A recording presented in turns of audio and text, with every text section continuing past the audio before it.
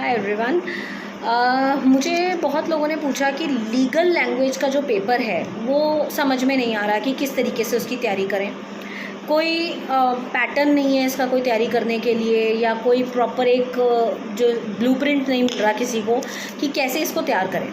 तो actually friends, जो legal language का पेपर है वो बहुत ही ज़्यादा उलझा हुआ सा पेपर है, जिसमें यही नहीं समझ में आता पेपर में आना क्या है और पूछेंगे क्या, क्योंकि इसका कंटेंट जो है सिलेबस का वो बहुत ज़्यादा है और इसमें जो करने वाली चीज़ें हैं बहुत ज़्यादा हैं, और वो ऐसी चीज़ें हैं जो शायद हम बचपन में कर करके छोड़ चुके हैं। आज मैं आपको थोड़ा सा एक तरीका बताती हूँ कि लीगल लैंग्वेज का पेपर आपने तैयार कैसे करना है।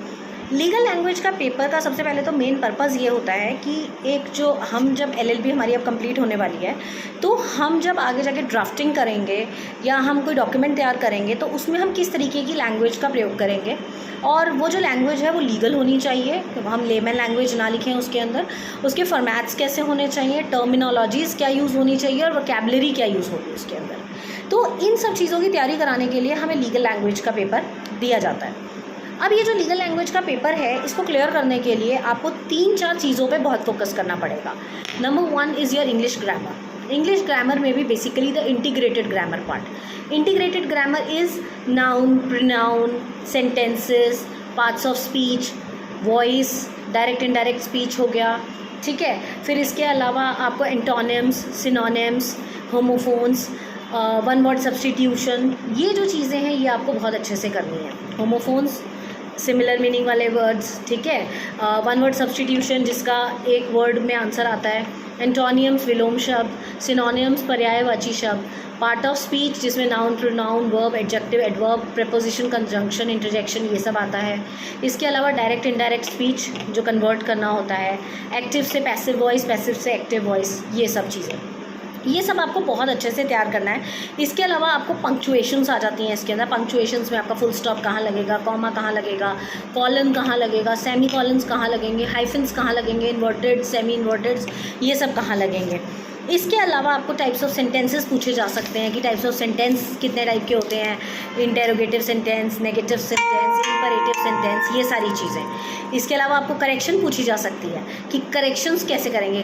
किसी कोई सेंटेंस दे देंगे और उसमें पूछ लेंगे गलती क्या है, और उस सेंटेंस को सही करने के लिए कह देंगे आपको, तो करेक्शन आपसे पूछ लिया जाएगा करने के लिए। आपको ट्रांसलेशन बोल देंगे करने के लिए, हिंदी में आपको सेंटेंस दे देंगे, इंग्लिश में ट्रांसलेशन, या इंग्लिश में सेंटेंस दे देंगे, हिंदी में ट्रांसलेट करने के लिए बोल देंगे। इसके अलावा आपको ईडियम्स, फ्रेजेस, ये सब पूछे जा सकते हैं। मतलब इनका कोई ऐसा फिक्स नहीं है कि आपको ये पूछा जाएगा, इनमें से कुछ भी पूछा जा सकता है, और पिछले कई सालों के पेपर में इनमें से बहुत सारी चीज़ें पूछी भी गई हैं। इनफैक्ट ट्रांजिटिव, इंट्रांजिटिव वर्ब तक भी इन्होंने पूछ लिया है, जो हमने कभी 3rd-4th क्लास में पढ़ा था। तो इस वजह से इंटीग्रेटेड ग्रामर का पोर्शन जो है इसमें 20 से 25 मार्क्स का हो रहेगा। इसके अलावा आपको लैटिन मैक्सिम्स बहुत अच्छे से तैयार करनी है। करीबन 30 से 40 लैटिन मैक्सिम्स हैं, जिसकी अलग से मैंने एक प्लेलिस्ट अपने चैनल पे बनाकर डाल दी है, आप उसमें देख सकते हैं। लैटिन मैक्सिम्स बहुत सारी हैं, जिनमें से काफ़ी आपको पेपर में देखने को मिलेंगी, क्योंकि वही मैक्सिम्स रिपीट होती हैं। तो उन 30-35 मैक्सिम्स को मैंने तरीका भी बताया है वहाँ पर कि किस तरीके से याद करना है, क्योंकि सारे के सारे लैटिन वर्ड्स हैं तो उनको रिमेंबर करना बहुत मुश्किल होता है। तो किसी एक वर्ड को पकड़ के आप उस वर्ड को याद करें और उसी हिसाब से आप उसको तैयार कर सकते हैं लैटिन मैक्सिम्स। इसके अलावा आपको पैराग्राफ राइटिंग्स आती हैं इसके अंदर। आपको 4-5 टॉपिक दे देते हैं और उसके ऊपर एक एक पैराग्राफ्स आपको लिखने होते हैं। वो सारे पैराग्राफ्स जो हैं वो लॉ से रिलेटेड होते हैं।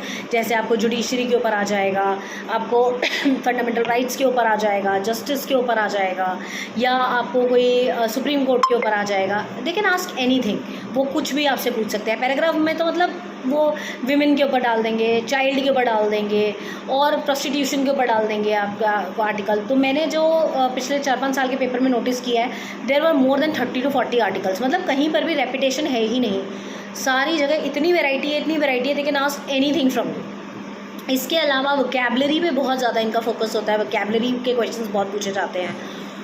पेयर ऑफ वर्ड्स कर सकते हैं, जैसे accept, ACCEPT and EXCEPT, 2 words दे दिए, दोनों में डिफरेंस आपसे पूछ लिए जाएंगे। सेंटेंस मेकिंग दे देंगे इनमें से, तो इस तरीके का। इसके अलावा कुछ क्वेश्चंस ऐसे भी आ जाते हैं, जैसे कि वो आपसे ऐसे पूछ लेंगे कि एक एफिडेविट क्या होता है और एफिडेविट के रूल्स क्या होते हैं, एफिडेविट बनाने के रूल्स क्या होते हैं। इसके अलावा आपसे पूछ लेंगे प्लीडिंग्स क्या होती हैं, एक प्लेंट लिखने के रूल्स क्या क्या होते हैं, और एक फॉर्मेट बोल देंगे आपको प्लेंट का बनाने के लिए। उसी प्लेंट का रिटन स्टेटमेंट फॉर्म करने के लिए बोल देंगे, कोई सेल डीड बनाने के लिए आपको कह देंगे, कोई गिफ्ट डीड बनाने के लिए आपको कह देंगे।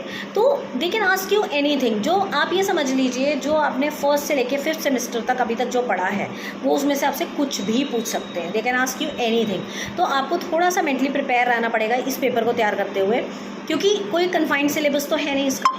दे कैन आस्क यू एनीथिंग। इसके अलावा एसेज पूछ लेंगे, कॉम्प्रीहेंशन तक दे देते हैं ये लोग। कोई लीगल पैराग्राफ दे देंगे, उसमें से क्वेश्चन आंसर करने के लिए दे देंगे। अब ज़्यादातर बच्चों को जो परेशानी आती है वो आती है हिंदी ट्रांसलेशन में, क्योंकि हमारी हिंदी छोड़े हमें बहुत टाइम हो चुका है और हिंदी में ट्रांसलेट करना किसी पैराग्राफ को बड़ा मुश्किल होता है। अगर हिंदी आती भी हो, अब मैं आपसे कह दूँ CRPC, code of criminal procedure, अब इसको हिंदी में क्या बोलेंगे वो नाम नहीं पता होता। IPC को हिंदी में क्या बोलेंगे वो नहीं पता होता। अब इनके पे जो पैराग्राफ शुरू होते हैं वो शुरू ही ऐसे होते हैं, according to section 32 of CRPC this. तो आप उसको हिंदी कैसे शुरू करेंगे? एविडेंस एक्ट पूछ लेंगे, स्पेसिफिक परफॉर्मेंस एक्ट पूछ लेंगे, तो उसमें आपको हिंदी ट्रांसलेशन करना थोड़ा मुश्किल हो जाएगा। तो उसके लिए मैं आपको गाइड करूँगी कि कुछ जो एक्ट्स हैं उसके नाम हिंदी में थोड़ा सा पढ़ के जाएँ, ताकि आपको वहाँ लिखने में आसानी हो। इसके अलावा what you can do is थोड़ा सा ग्रामर पोर्शन को अच्छे से देख लें, टेंसेस थोड़ा सा पढ़ लें, क्योंकि टेंसेस के क्वेश्चंस भी काफ़ी आए हुए हैं। And one more thing, abbreviations हर बार आते हैं। Abbreviations they can ask you the short form, and short form दे दी जाएगी और आपको उसका फुल फॉर्म लिखना होता है। तो वो भी क्वेश्चन काफ़ी रेपिटेडली आया है। तो Latin Maxim's, abbreviations, comprehensions, integrated grammar and paragraph writing, ये 5 चीज़ें तो आपको अच्छे से करके जानी है। इसके अलावा आप ड्राफ्टिंग वाला पोर्शन थोड़ा सा देख सकते हैं। अगर जिसको ड्राफ्टिंग के फॉर्मेट्स देखने हैं वो मेरी ड्राफ्टिंग वाली प्लेलिस्ट में जाके उनके फॉर्मेट्स देख सकते हैं। इसके अलावा उसमें एफिडेविट